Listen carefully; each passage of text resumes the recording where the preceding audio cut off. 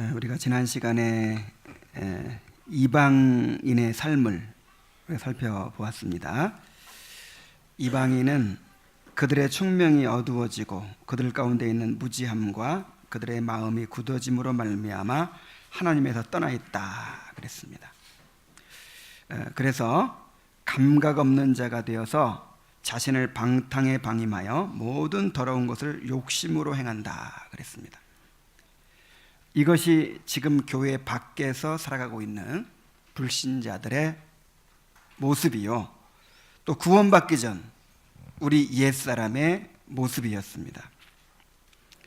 이제 우리가 읽은 20절부터는 지금까지 이야기한 이방인들의 삶과 대조된 그리스도인의 삶에 대해서 묘사하면서 옛사람을 벗어버리고 새사람을 입으라, 이렇게 우리에게 권면하기 시작합니다. 오직 너희는 그리스도를 그같이 배우지 아니하였느니라는 말은 직역하면 이렇게 돼요. 그러나 너희는 이방인처럼 살도록, 직역이 아니라 그 뜻을 살려서 다시 번역하면, 그러나 너희는 이방인처럼 살도록 그리스도를 배우지 않았다, 그런 뜻입니다. 우리는 그리스도를 배운 사람들입니다. 그런데 어떻게 살라고 배웠을까요? 저 이방인처럼 살라고 그리스도를 배웠을까요? 가난한 부모가 땅 팔고 소 팔아서 자식을 출세시켜 보겠다고 대학을 보냈어요. 그리고 유학까지 보냈어요. 그렇게 모든 것을 다 바쳐서 공부시켜 놨더니 그냥 빈둥거리가 놀고 좀도둑질이나 하고, 그냥 만약 그렇게 살고 있다면 뭐라고 하겠어요? 부모가 내가 너 그렇게 살라고 공부시켰냐? 그러겠죠. 바로 그런 말이에요.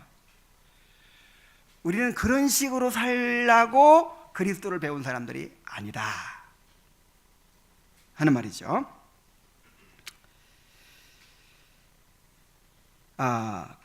그리스도를 배웠다는 것은 무슨 말일까요? 그리스도를 배웠다. 그리고 이제 그리스도를 배웠으니 이방인의 그 옛사람을 벗어버리라 그랬는데, 그 옛사람을 벗어버린다는 것은 또 무엇일까요? 오늘 말씀을 통해서 그것을 살펴보도록 하겠습니다. 자, 먼저 그리스도를 배웠다는 것은 무슨 뜻입니까? 자, 그리스도에 관해서 배웠다고 하지 않고 그리스도를 배웠다 그랬어요. 자, 어떻게 다릅니까? 그리스도에 관해서 배우는 것과 그리스도를 배우는 것이 어떻게 다릅니까? 그리스도에 관해서 배운다는 것은 그리스도에 관한 지식을 배우고 또 그의 교훈을 배우고 그의 모본을 따른다는 것입니다. 그리스도와 타자의 관계에서 그를 알아가는 것입니다. 그러나 그리스도를 배운다라고 하는 것은 이제 그리스도와 연합하여서 그를 경험적으로 알아가며 그와 함께 살아간다, 그 뜻이에요.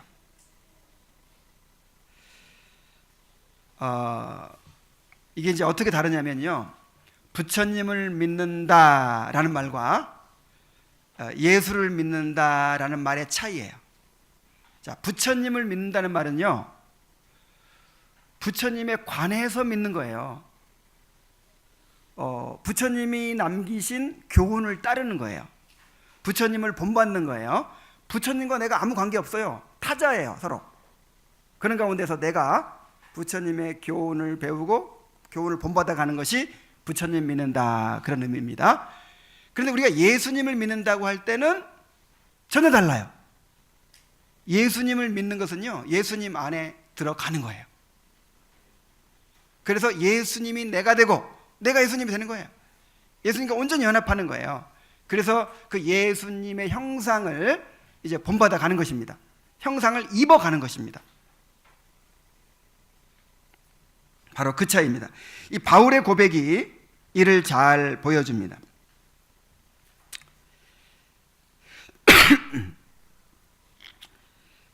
빌립보 3장 7절부터 9절까지 한번 찾아보시기 바랍니다. 빌립보 3장 7절부터 9절입니다.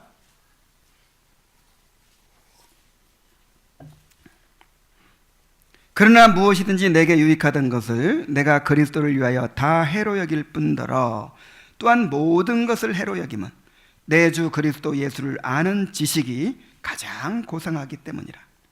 내가 그를 위하여 모든 것을 잃어버리고 배설물로 여김은 그리스도를 얻고 그 안에서 발견되려 함이니. 그랬어요. 자, 그리스도 예수를 아는 지식이 뭡니까? 지금 바울이 얘기하고 있는 그리스도를 아는 지식, 이게 바로 이제 그리스도를 배운다 하는 것 같은 말인데, 바울이 말하는 그리스도 예수를 아는 지식은 모든 것을 포기하고 그리스도를 붙드는 것을 지금 말하고 있잖아요. 그리스도를 얻고 그 안에서 발견되는 것을 말하고 있습니다. 그리스도와 함께 죽고 그리스도와 함께 사는 것, 이제 내가 사는 것이 아니요 내 안에 그리스도께서 사시는 삶이 되는 것, 이게 바로 그리스도를 배운다는 뜻이에요. 그리스도를 알아간다는 뜻이에요. 우리는 하나님의 관해서 아는 것이 아니죠. 물론 이제 그게 다 포함되지만 하나님의 관해서 아는 것이 아니라 하나님을 알아가죠. 그리스도에 관해서 배우는 것이 아니고 그리스도를 배워갑니다. 여러분은 계속해서 그리스도를 배우고 있습니까? 그리스도를 배웠습니까? 그리고 계속해서 배우고 있습니까? 이 그리스도를 배우는 일에는 두 가지 요소가 있다는 것을 또 말해주고 있어요. 21절에 4장 21절에 진리가 예수 안에 있는 것 같이 너희가 참으로 그에게서 듣고 또한 그 안에서 가르침을 받았을진데, 그렇게 얘기하죠. 자, 그리스도를 배우는 일에는 그에게서 듣는 것 그리고 그 안에서 가르침을 받는 것, 이렇게 두 가지 요소가 있어요. 자, 그에게서 듣는 것이 우선 필요합니다. 이 그에게서 듣는다는 말은 여러분 그에게서 들었어요? 예수님한테 직접 들었어요 지금? 그렇지 않죠? 그리스도께 세우신 설교자들을 통해서 이 복음을 전해 들었어요. 그래서 이 복음을 전해 들은 것을 가르치고 있는 거예요 지금. 근데 그걸 누구한테 들었다? 그리스도에게서 들었다. 그러니까 지금 이 선포되는 말씀이 누구의 말씀이라는 거예요? 그리스도의 말씀. 진리가 그의 안에 있는 것 같이 너희가 그에게서 들었다. 지금 예수님이 직접 말씀하시는 거예요. 근데 원문으로 보면은 그에게서 들었다 이 말이 그를 들었다 이 뜻이에요. 그를 들었다. 아까 그를 배웠다 하는 말처럼 그를 들었다.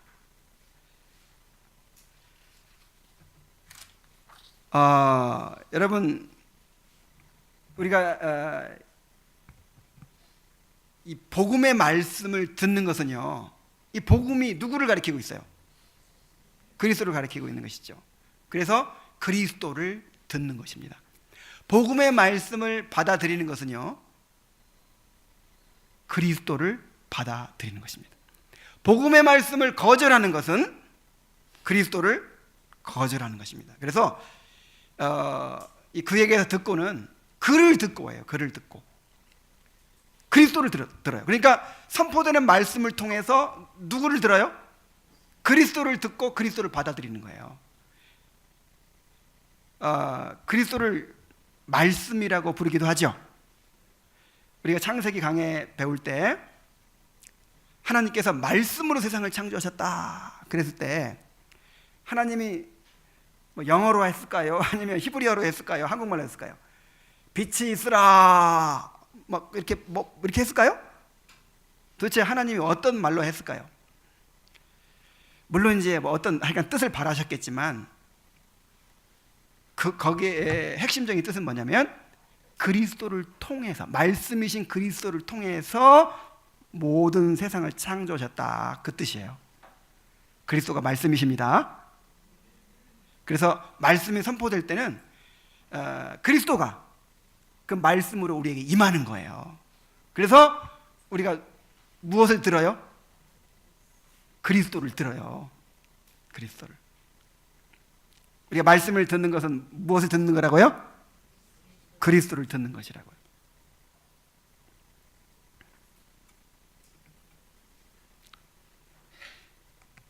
그래서 우리가 그리스도를 배우는 것은 무엇보다 선포되는 말씀을 듣는 것이다 라는 것을 우리가 알 수 있어요. 하나님은 모든 사람이 구원을 받으며 진리를 아는 데 이르기를 원하신다 그랬어요. 진리를 알아야 되죠. 또 진리를 알지니 진리가 너희를 자유케 하리라 이렇게 말씀하셨고, 또 성령이 오셔서 하는 일은 선포되는 말씀을 통해서 죄에 대하여, 의에 대하여, 심판에 대하여 사람들을 책망하시고 깨닫게 하시는 일이다, 이렇게 주님께서는 말씀하셨습니다. 그런데 이 그리스도를 들었다 이 말은, 그를 들었다 이 말은 이제 이 복음을 들었다, 그리스도를 드러내는 이 복음을 들었다는 말인데, 단지 귀로만 듣는 것이 아니고 마음으로 깨닫고 받아들이게 된 것까지를 말해요. 여러분, 그리스도를 들은 사람들입니까? 이 말은 그냥 귀로만 듣고 말았다 그 뜻이 아니라 그것을 깨닫고 마음으로 받아들였다 그 뜻이에요. 너희는 그리스도께 배운 사람들이고 그리스도를 들은 사람들이다. 이 말은 이제 말씀을 듣고 마음으로 받아들여서 이제 구원받은 사람들을 말하는 거죠. 하나님은 말씀의 선포를 통해서 죄인들을 믿고 회개하도록 부르십니다. 이것을 외적 부르심이라 그래요. 지금 외적 부르심은요, 모든 사람에게 다 주어지고 있어요. 여기 있는 모든 분들에게 하나님의 말씀이 지금 선포되고 있어요. 그러나 이렇게 단지 말씀을 듣는 것만으로는 구원받을 수 없습니다. 말씀을 들을 때 성령께서 그 마음을 열어주시고 깨닫게 해주셔야 됩니다. 그래서 그 마음으로 들어야 돼요, 그걸. 근데 마음으로 듣는 귀가 있어야죠. 그 귀를 열어주시는 것을 내적 부르심이라 그래요. 그래서 외적 부르심만으로는 구원받을 수 없죠. 이 내적 부르심이 있어야, 이 내적 부르심은 다른 말로 유효한 부르심이라 그러거든요. 무슨 부르심? 그 부르심은 유효해요. 그냥 하나님이 나 불렀구나 하고 말할 수가 없어요. 반드시 응답하게 돼 있고 반드시 구원받게 돼 있어요.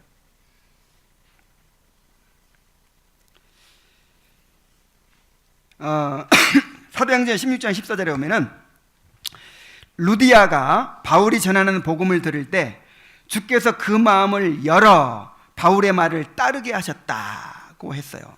이게 바로 내적 부르심입니다. 이 말씀을 듣고 있는 모든 분들이, 이 자리에 있는 모든 분들이 외적 부르심만이 아니라 내적 부르심을 경험하게 되기를 바랍니다.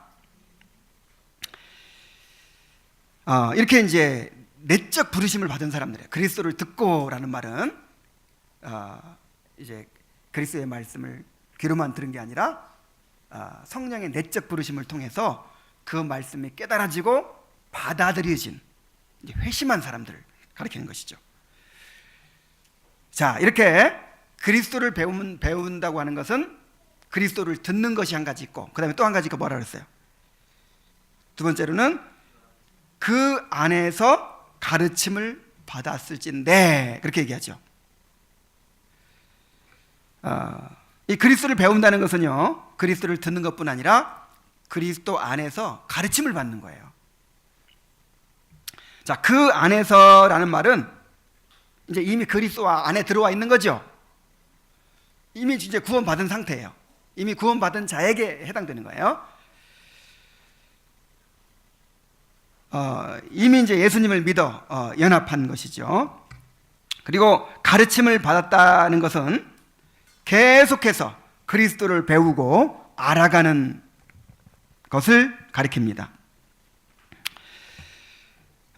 그리스도인들은 한마디로 말하면 그리스도께 가르침을 받는 자들이에요. 그리스도를 배우는 자들이에요. 그리하여 그리스도를 따르고 그를 닮아가는 자들입니다. 그래서 이것을 두 글자로 뭐라고 하죠? 제자라고 하는 거예요. 제자. 처음에는 예수 믿는 사람들을 뭐라고 불렀죠? 제자라고 불렀어요. 제자. 예수님 당시에도 제자라고 불렀고, 예수님 승천하시고 나서 초대교회에서도 제자라고 불렀어요. 누구든지 예수 믿으면 그 사람을 뭐라고 불러요? 제자. 왜 제자라고 부르죠? 제자라고 하는 말은 마세테스라고 해서 가르침을 받는 자, 따르는 자라, 그런 뜻이에요. 그 당시에는 이 제자라는 말이 익숙했어요. 왜 익숙했냐면 그냥 길에 발에 채이는 사람이 다 제자야. 그 당시에는 이 바리새인들, 사두개인들, 뭐 에세네파, 뭐 이런 여러 가지 종파들이 있었죠. 이런 사람이 다 제자들이 있었어요. 따르는 제자들, 뭐 랍비를 따르는 제자들이 있었고, 그 다음에 또 헬라 세계에서는 이 철학자들이 얼마나 많습니까? 온갖 그 철학 이론을 가르치는 선생들이 많아요. 그리고 그 선생들을 따르는 제자들이 있어요. 근데 요즘은 뭐 학교만 다니면 무조건 제자라고 하는데, 이런 식의 제자가 아니에요. 그냥 자기 삶을 다 의탁하고 따라다니는 거예요. 이게 진짜 제자죠. 이 도제식의 제자. 완전히 자기 삶을 의탁하고 스승에게 맡기고, 그렇게 이제 스승에게서 배우고 스승의 삶을 본받는 그런 제자를 가리키는 거예요. 그래서 예수 믿는 사람을 그리스도의 제자라고 부른 이유는 예수 믿는 사람들은 다 그렇게 살아가기 때문에 이제는 하나의 생도가 된 거예요. 예수의 생도가 된 거예요. 구원받고 나면 그때부터는 이제 짐 싸들고 누구를 따라다녀요? 그리스도를 따라다니는 거예요. 이제 그리스도에게 끊임없이 가르침을 받고, 끊임없이 배우고, 끊임없이 그리스도를 본받기 위해서 그렇게 살아가는 사람들이 바로 예수님의 제자입니다. 그런데 오늘날은 예수 믿는 사람을 뭐라고 부르죠? 크리스찬이라고 부르죠. 그리스도인이라고 부르죠. 이 그리스도인이라는 이름은요, 나중에 안디옥에서 생겨난 거예요. 이방인들이 예수 믿는 사람들 보니까 다 어떤 사람들이에요? 그리스도의 제자들이야. 그리스도를 따르는 사람들이에요. 그리스도께 속한 사람들, 완전히 그리스도께 바쳐진 사람들이에요. 그래서 그리스도의 사람들이라는 뜻으로 이방인들이 붙였어요. 이방인들이. 그러니까 이방인들 보기에도 저 사람들은 어떤 사람들이에요? 완전히 그리스도의 제자들인 거예요. 완전히 그리스도께 속한 사람들인 거예요. 그래서 그리스도인, 이렇게 이제 이방인들이 붙여준 이름이에요. 그래서 먼저 그리스도의 제자가 되지 않으면 그리스도인이 될 수가 없어요. 모든 구원받은 사람들은 다 그리스도의 제자입니다.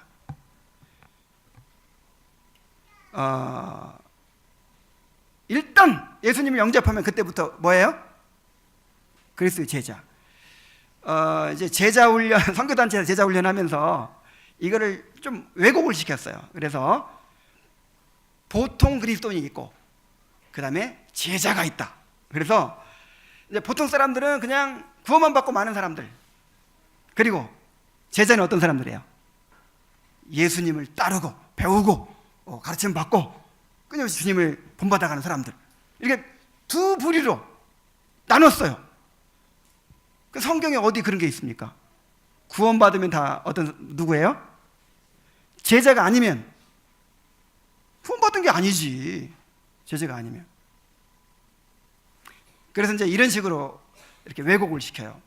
예수님께서 누가복음 14장에 누구든지 나를 따라오려거든 자기 부모와 형제와 자매와 및 자기 목숨까지 미워하지만 나를 따를 수 없고, 그 다음에 또 뭐라고 했죠?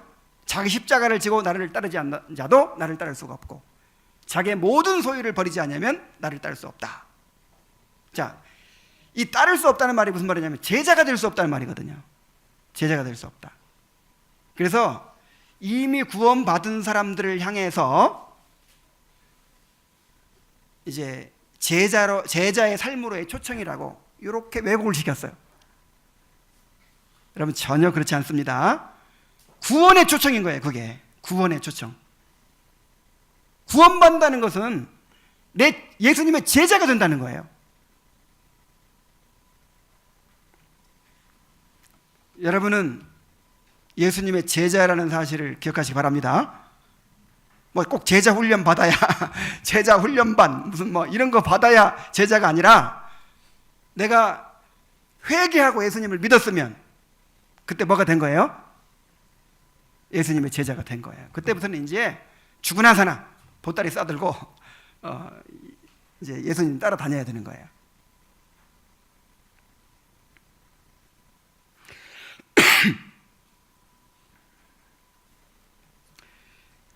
그러면 우리가 그리스도의 제자로서 잘 배우는 사람들이 되어야 합니다.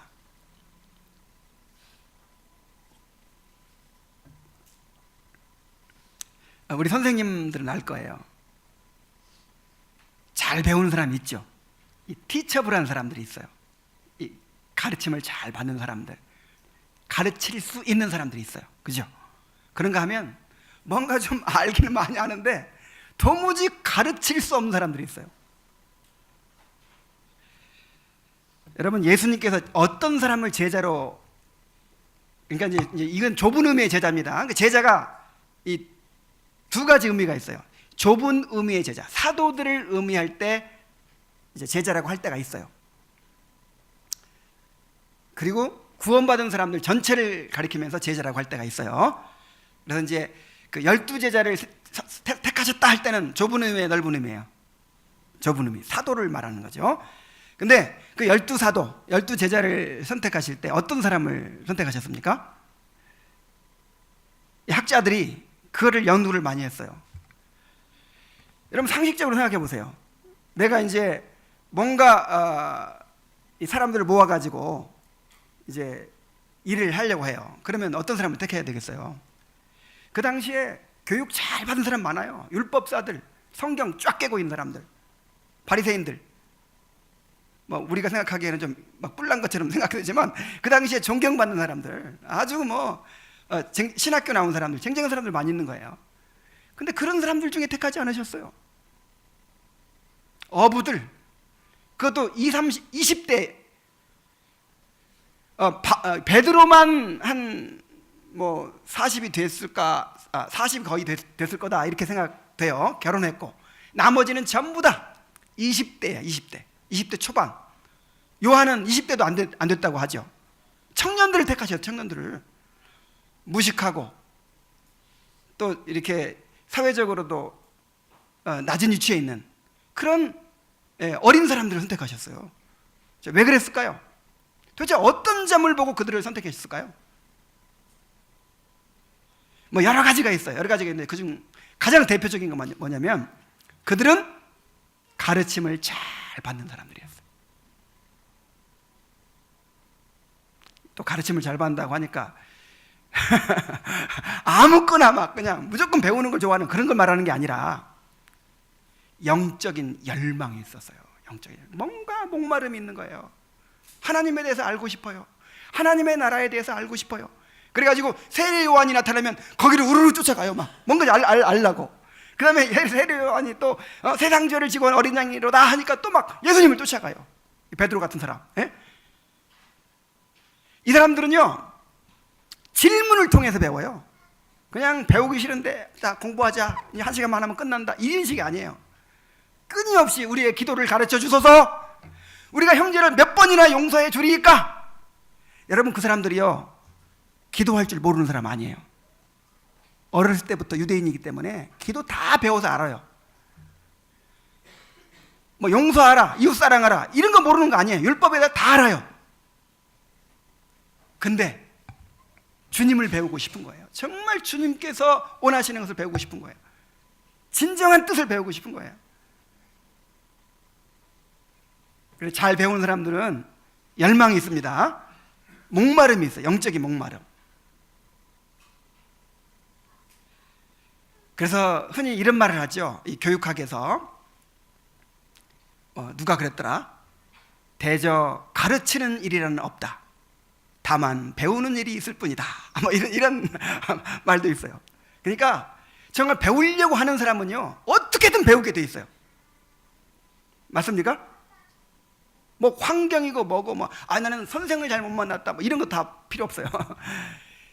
정말 배우고자 하는 사람은요 하나님이 그냥 그 애타는 목마름이 있으면요 그냥 목자를 하나 갖다 데려다 줘요. 그냥. 맞습니까? 정말 그래요. 근데 이 열망이 없는 사람, 이 하나님 나라에 대해서 열망이 없고 배우려고 하지 않는 사람은요 못 배워요. 아무리 예수님이 그렇게 말씀을 많이 전했어도 예수님 따라다니면서도 못 배운 사람들이 얼마나 많습니까? 그래서 예수님도 못 가르치는 사람들이 있어요. 예수님도 못 가르치는 사람. 여러분, 영적인 열망을 갖게 되시기 바랍니다. 정말 구원받은 사람들은요 영적인 목마름이 있어요. 열망이 있어요. 의에 줄이고 목말라요. 이게 거듭난 사람의 특징이에요. 끊임없이 진리에 대해서 목마르고 하나님 알아가는 일에 대해서 목말라요. 끊임없이. 그래서 그거를 이제 구원받았으면 그런 이제 본성이 있지만 우리가 계속해서 그것을 또 키워가야죠. 계속해서 키워가야죠. 또 어떤 사람이 잘 배우는 사람들입니까? 겸손한 사람이에요. 겸손한 사람. 자신의 무지와 연약함을 인정할 줄 아는 사람이에요. 여러분, 가르치려면요 어떤 사람을 가르치기가 쉬워요? 뭐 지식을 가르치든 아니면 하다못해 탁구를 가르치든 아니면 뭐 배우는 것처럼 어려운 일이 없어요. 그래서 아내한테 운전교습 가르치다 이혼한다잖아요. 부부간에도 이렇게 지적하게 되잖아요. 자꾸 잘못된 걸 지적하면 자존심 상하죠. 그래야 대판 싸우고. 이 배우는 일처럼 어려운 일이 없어요. 자존심 상하는 일이에요. 내가 잘못하고 있는 걸 인정해야 돼요. 지적을 받아들여야 돼요. 책망을 받아들여야 돼요. 내가 부족한 부분을 드러내야 돼요. 감추면 어떻게 배워요? 그래서 잘 배우는 사람의 특징이 어떤 사람이라고요? 겸손한 사람, 어린아이 같은 사람. 그래서 예수님께서 어린아이 같은 사람 선택하신 거예요. 너희가 돌이켜 어린아이들과 같이 되지 않으면 결단코 천국에 들어가지 못하리라. 그 다음에 잘 배우는 사람이 또 어떤 사람들입니까? 기꺼이 값을 치르는 사람이에요. 여러분, 천국의 보화는 거저 얻어지지 않아요. 여러분, 가치 있는 것은 절대로 거저 얻어지지 않아요.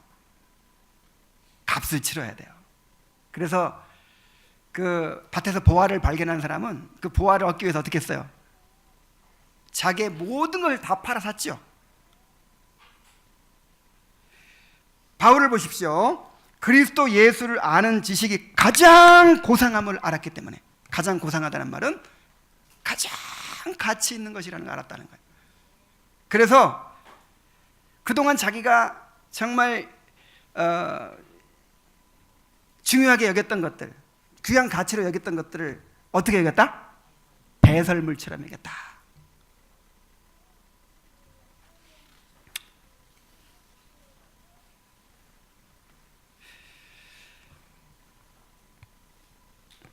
여러분, 그리스도의 제자입니다. 다 제자예요. 그런데 좋은 제자가 있고 다만 좋은 제자가 있고 좀 덜 좋은 제자가 있을 뿐이에요. 어떤 사람이 좋은 제자예요? 잘 배울 수 있는 사람, 영적인 열망을 가진 사람, 그리고 겸손한 사람, 또 기꺼이 값을 치르는 사람, 이런 사람들이 되시길 바랍니다. 그래서 뭐 어떤 분은 우리가 그리스도인이라고만 하니까 너무 이거 약하다, 이게 뜻이. 그래서 우리 그리스도의 군사라고 하자 뭐 이렇게 하는 분도 있죠. 근데 정말 우리가 제자라는 말을 다시 한번 썼으면 좋겠어요. 우리는 누구의 제자예요? 제자입니다. 그냥 말만 이름만 제자가 아니라, 이름만 제자가 아니라 실제로 제자예요. 실제로 보따리 싸들고 그냥 따라다니면서 배우는. 그래서 제자할 때 그 예수님 당시에 그 집을 떠나가서 보따리 싸들고 스승한테 찾아가 가지고 나를 거두어 주십시오 하고는 그냥 스승 밥 해주면서 심부름 해주면서 그냥 수종 들면서 그렇게 따라다니던 그 제자를 생각하셔야 돼요. 제자할 때 우리는 그런 예수님의 제자들입니다. 그래서 잘 배우는 사람들이 돼야 돼요. 우리는 진리의 말씀으로 가르침을 받고 있어요. 이것은 하나님의 긍휼과 자비하심을 입은 것이라는 사실을 여러분 알으셔야 됩니다. 한두 주 말씀을 듣는 것이 아니고 매주일 계속해서 복음의 말씀을 들어요. 그리스도를 듣고 있어요. 그리스도 안에서 가르침을 받고 있어요. 이러한 은혜를 우리가 귀하게 여겨야 할 줄로 믿습니다. 자, 이렇게 그에게서 듣고 그 안에서 가르침을 받고 있다면 이제 옛사람을 벗어버리라 하는 것입니다. 너희는 22절, 너희는 유혹의 욕심을 따라 썩어져가는 구습을 따르는 옛사람을 벗어버리고 그랬죠. 옛사람을 벗어버리라는 말씀이 의미하는 바가 무엇입니까? 자, 옛사람이 뭐예요? 옛사람, 구원받기 전 아담의 후손으로서 살아가던 때의 옛 자아를 가리켜요. 그때는 우리가 죄의 노예였고 율법 아래에 있었고 사망이 왕노릇했었습니다. 그때는 이 세상 풍속을 쫓고 또 공중 권세자 마귀를 따랐고 육체의 욕심대로 행하던 그런 삶이었어요. 자, 그런데 우리 옛사람이 그리스도와 함께 십자가에 죽었습니다. 그리고 우리는 그리스도와 함께 다시 살아났습니다. 이제는 그리스도 안에 있는 새로운 피조물, 새 사람이 되었습니다. 이제는 하나님의 종이요 의의 종이 되었고 은혜가 왕노릇하는 사람이 되었습니다. 이것은 우리가 예수님을 믿었을 때 영 단번에 이루어진 일이에요. 그리스도 안에서 죽고 또 그리스도와 함께 다시 살아난 거, 이거는 그냥 순간에 이루어진 일이죠. 예수님과 연합할 때 이루어진 일이죠. 그리고 이게 반복돼야 안 돼요. 안 돼요. 영원히 단 한 번으로 이루어진 일이에요. 그럼 우리 안에 옛사람이 이제 있어요, 없어요? 우리가 옛사람이 아니라 이제는 새 사람, 새로운 피조물이 됐습니다. 이렇게 우리 옛사람이 죽어버렸는데 옛사람을 벗어버리라는 것은 무슨 말입니까? 우리가 새 사람이 되었지만 아직 하나님이 우리를 그냥 없애버리고 새로 만든 게 아니기 때문에, 그러니까 우리를요 어떻게 봐야 되냐면 그 재건축이 아니라 리모델링이에요. 리모델링. 그러니까 아예 그냥 진요섭이라는 인간을 싹 없애버리고 진요섭을 새로 만든 게 아니에요. 진요섭이라는 인격이 그대로 있어요. 살아온 삶이 있어. 이거를 리모델링을 하시는 거예요. 그래가지고 완전히 재건축 이상의 엄청난 상태로 이끌어 가시는 거예요. 그래서 아직까지는 옛날 성품이 남아있고, 옛날 습관이 남아있고, 옛날 행실이 남아있어요. 이제 그거를 가리켜서 옛사람이라 이렇게 말하고 있는 거예요. 옛사람을 벗어버리라는 말은 바로 옛사람의 성품과 옛사람의 습관과 옛사람의 행실을 벗어버리라 하는 것입니다. 우리 옛사람이 죽었기 때문에 옛사람의 행실을 벗어버릴 수 있는 것입니다. 거듭나서 새사람이 되었기 때문에 새사람의 행실을 입을 수가 있는 것입니다. 근데 옛사람의 행실을 벗어버리려면 그것이 얼마나 악하고 무가치한 것이었는지를 알아야 합니다. 자, 옛사람의 행실의 특징이 뭡니까? 너희는 썩어져가는 구습을 따르는 옛사람을 버리고 그랬죠. 자, 옛사람이 어떤 것이에요? 썩어져가는 구습을 따르는 것입니다. 이 썩어져 간다는 말은 점점 부패해져 간다, 그런 뜻이에요. 그리고 결국은 부패의 끝은 어딘가요? 멸망이에요. 여러분, 뭐가 오물이 썩어가요. 지금 점점 썩어가요. 그럼 결국 그걸 어떻게 하겠어요? 오물 처리장으로 가겠죠. 점점 썩어서.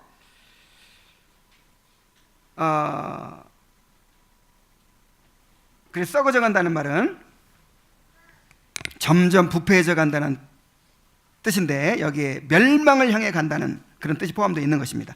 우리가 옛사람을 벗어버려야 될 이유는 옛사람은 점점 더 부패해서 멸망을 향해서 치달아가고 있기 때문입니다. 그래서 육신의 생각은 사망이요 그랬고, 너희 육신대로 살면 반드시 죽을 것이라 그랬고, 자기의 육체를 위하여 심는 자는 육체로부터 썩어진 것을 거두게 된다 그랬어요. 그러니까 우리는 영생을 향해 가는 사람들이기 때문에 두 길이 있어요. 두 길. 그러니까 멸망을 향해 가는 길이 있고, 점점 썩어지다가 어디로 가요? 멸망. 점점 새로워지다가 영생. 이 두 길이 있어요. 우리는 어느 쪽으로 가고 있죠? 영생의 길로 가는 사람이 이 멸망을 향해 가고 있는 사람들의 그 행실을 따르면 어떻게 되겠느냐 이 말이죠. 그래서 이제 벗으라 입으라 이 말은 옷 입는 것으로 그걸 묘사하는 거예요. 제가 헬스장을 다니거든요. 그러면 이제 갈아입을 옷을 가지고 가요. 그리고 이제 운동하고 나면 운동 조금만 해도 막 땀이 막 뻘뻘 나고 그냥 막 땀 냄새가 나고 막 그래요. 그러면 이제 그 옷을 싹 벗어서 가방에 넣고 그다음에 이제 샤워하고 나서 새 옷을 갈아입어야 되는데, 어떨 때는 딴 생각하다가 그 옷 그대로 입어요. 아이고 이상해. 샤워하고 났는데 아주 몸이 이상하고 그냥 기분 나쁘고 냄새나고 이상해요. 그래서 가만 보면 내가 벗었던 옷을 입은 거야. 여러분, 이게 뭡니까? 이런 짓 하지 말라. 이런 짓 하지 말라.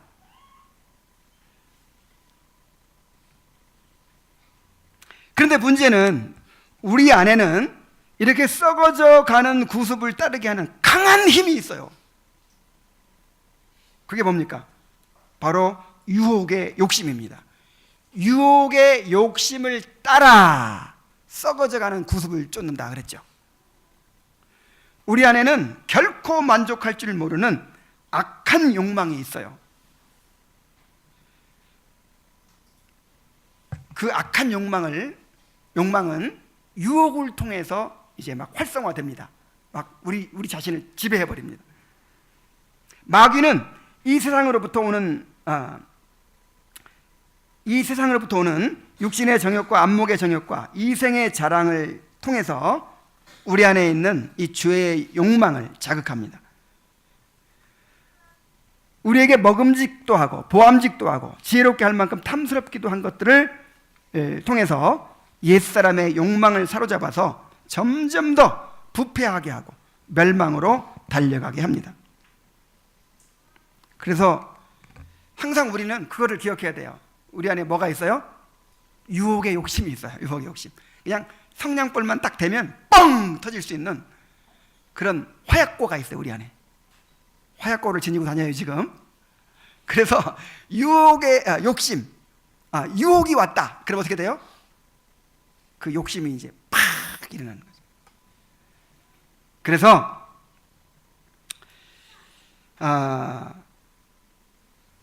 유혹의 욕심이 우리를 지배하지 못하도록 날마다 은혜의 수단을 붙들고 죄의 유혹으로 마음이 굳어짐을 면해야 됩니다. 그러니까 우리는 끊임없이 세상의 유혹이 있기 때문에, 마귀의 유혹이 있기 때문에 우리 안에는 유혹의 욕심이 거기에 반응해가지고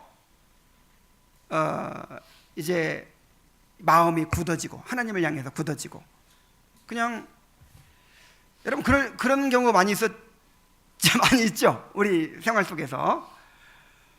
정말 예배를 이제 내일은 예배 드려야 되겠구나 하고는 예배를 위해서 준비하고 그러고 있는데 텔레비전 잠깐 보다 보니까 또 물론 텔레비 보는 게 죄가 아니에요. 그렇지만 이제 그런 걸 통해서 우리가 또 마음이 자극받을 때가 있죠. 온갖 세상의 생각으로 싹 사로잡혀 가지고는 그냥 영적인 소원이 싹 없어져 버렸어요. 순식간에 우리 마음은 그렇게 유혹에 이끌립니다. 왜냐하면 우리 안에 그런 욕망이 있기 때문에. 그래서 날마다 은혜의 수단을 붙들어서 죄의 유혹으로 마음이 굳어짐을 면해야 한다는 거예요. 거룩한 소원이 항상 우리 마음을 지배하게 해야 합니다. 이것이 바로 우리가 요즘 수요일 날 배우고 있는 영의 생각이에요. 영의 생각. 영의 생각의 핵심이 뭐라 그랬어요? 새로워진 정서라 그랬죠. 새로운 정서. 영적인 열망. 영의 생각의 본질은 영적인 열망입니다. 그 영적인 소원이. 하나님은 우리 안에 소원을 두고 행하게 하신다 그랬죠. 소원을 두고. 그래서 영적인 열망이 제일 중요한 거예요. 오늘도 하나님 앞에 예배 드리러 왔는데 열망이 하나도 없어. 그럼 하나님이 기뻐하실까요? 우리가 하나님께 드릴 수 있는 최고의 재물이 뭐냐면 영적인 열망이에요. 영적인 목마름이에요. 나는 하나님이 필요합니다. 하나님의 은혜가 아니면 나는 살 수 없습니다. 나는 하나님 알아가기를 원합니다. 이런 간절한 열망이 우리 마음을 막 열망을 가진 사람들이 왔어요. 이게 진짜 예배인 거예요. 예배. 그런데 이 유혹의 욕심이 우리를 지배할 수 있고, 이 거룩한 열망과 소원이 우리 마음을 지배할 수도 있는 거예요. 그래서 거룩한 열망과 소원이 우리 마음을 지배하게 되도록 여러분 은혜의 수단을 굳게 붙드시기 바랍니다. 자, 우리가 벗어버려야 될 옛사람의 행실에는 어떤 것들이 있을까요? 이제 25절부터 그것들을 이제 쭉 얘기합니다. 거짓말. 이 거짓말. 그러니까 여러분 항상 나의 성품과 나의 성격과 나의 기질과 나의 습관 이런 것들을 보면서 나는 원래 이런 사람이야. 냅둬. 이대로 살다 줄게. 이래서는 안 돼요. 이게 과연 새 사람의 성품이요 습관이요 행실인가? 아니면 내가 벗어놓았던 냄새나는 옛사람의 옷인가? 이거를 분별해서 이게 옛사람의 행실이라면 어떻게 해야 돼요? 벗어버려야죠. 그래서 거짓말, 분냄, 도둑질, 더러운 말, 마음의 악독과 악의, 험담, 음행과 온갖 더러운 것과 탐욕, 이런 것들, 이제 이런 것들 또 하나하나 우리가 또 살펴갈 것입니다. 자신 안에 있는 옛사람의 행실이 나타날 때마다 이것이 썩어져가는 구습인가 아니면 영의 생각인가 새 사람의 행실인가 이거를 분별해서 정말 옛사람의 것이라면 단호하게 버리시기 바랍니다. 이 옛사람의 행실 가운데 핵심이 되는 것이 있어요. 그거를 보고 마치겠습니다. 빌립보 3장 4절로 8절을 다시 돌아갑니다. 빌보 3장. 내가 이 본문을 살피는 이유는 이제 옛사람의 행실, 새사람의 행실, 그러니까 이 도덕과 윤리의 문제구나 이렇게 또 오해할 수가 있어요. 착하게 살라는 거구나. 그게 아니라 이 말이야. 자, 읽어보겠습니다. 그러나 나도 육체를 신뢰할 만하니 만일 누구든지 다른 이가 육체를 신뢰할 것이 있는 줄로 생각하면 나는 더욱 그러하리니 나는 8일 만에 할례를 받고 이스라엘 족속이요 베냐민 지파요 히브리인 중에 히브리인이요 율법으로는 바리새인이요 열심으로는 교회를 박해하고 율법의 의로는 흠이 없는 자라. 그러나 무엇이든지 내게 유익하던 것을 내가 그리스도를 위하여 다 해로 여길 뿐더러 또한 모든 것을 해로 여김은 내 주 그리스도 예수를 아는 지식이 가장 고상하기 때문이라. 내가 그를 위하여 모든 것을 잃어버리고 배설물로 여김은 그리스도를 얻고 그 안에서 발견되려 함이니 내가 가진 의는 율법에서 난 것이 아니요 오직 그리스도를 믿음으로 말미암은 것이니 곧 믿음으로 하나님께로부터 난 의라. 자, 바울이 배설물처럼 여기고 벗어버리고자 했던 옛사람의 행실이 무엇입니까? 한마디로 말하면 자기의라는 거예요. 자기의. 뭐라고요? 이 자기의라는 게 뭐냐면 내 자신에게서 나온 것을 가지고 내가 가지고 있는 것을 가지고 내가 행한 것을 가지고 하나님 앞에 인정받으려고 하는 게 자기의죠. 더 나아가서 자신이 가진 것, 자신이 행한 것에 근거해서 자부심을 갖는 것입니다. 바울은 그리스도를 만나기 전에는 이렇게 자기의를 세우는 사람이었습니다. 그런데 그리스도를 만나고 나서는 자기의가 깨져버렸어요. 이제는 하나님 앞에 내세울 게 아무것도 없어요. 왜냐하면 하나님의 내가 값없이 선물로 받게 된 하나님의 의에 비교해 보니까 내가 나는 이런 사람이야 했던 그게 뭐예요? 전부 다 이건 이 배설물만 또 못한 거예요. 나를 바라보니까 죄인 중에 괴수예요. 완전히 자기가 깨어져 버린 거예요. 내 의가 깨어져 버린 거예요. 그래서 그는 이제는 그리스도의 의만을 내세우고 자랑하는 사람이 되었습니다. 그러니까 내가 깨져버리는 거야. 내가. 우리가 벗어버려야 될 가장 핵심적인 옛사람의 행실은 바로 자기 의를 세우는 것입니다. 술 먹고 방탕하던 습관은 차라리 버리기가 쉬워요. 가장 버리기 어려운 것이 바로 자기 의라는 자기 의를 세우는 옛사람의 행실입니다. 내가 이런 사람인데 나는 그래도 이렇게 살아왔는데 내가 이런 일을 했는데 이런 거 있죠. 나를 세우려고 하는 거.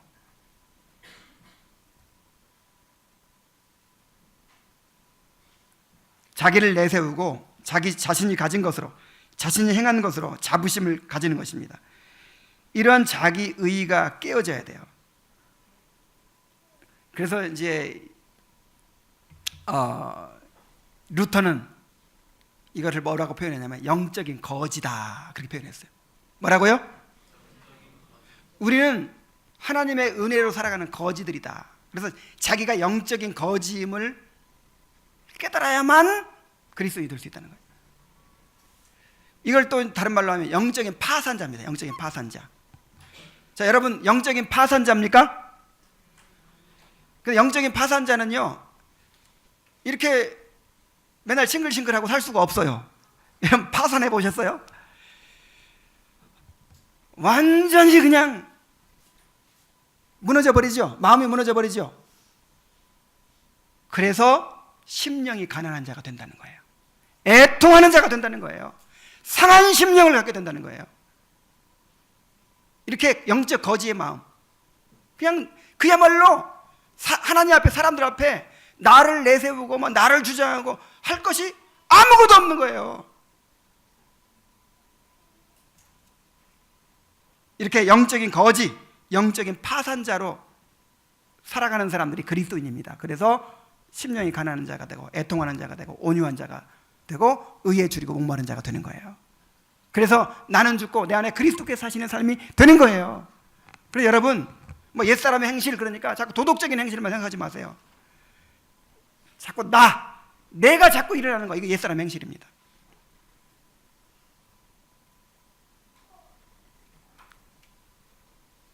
여러분이 진정으로 그리스도를 배운 사람들이라면 자신의 삶에서 옛사람의 행실을 철저하게 벗어버리게 되시기를 바랍니다. 기도하겠습니다.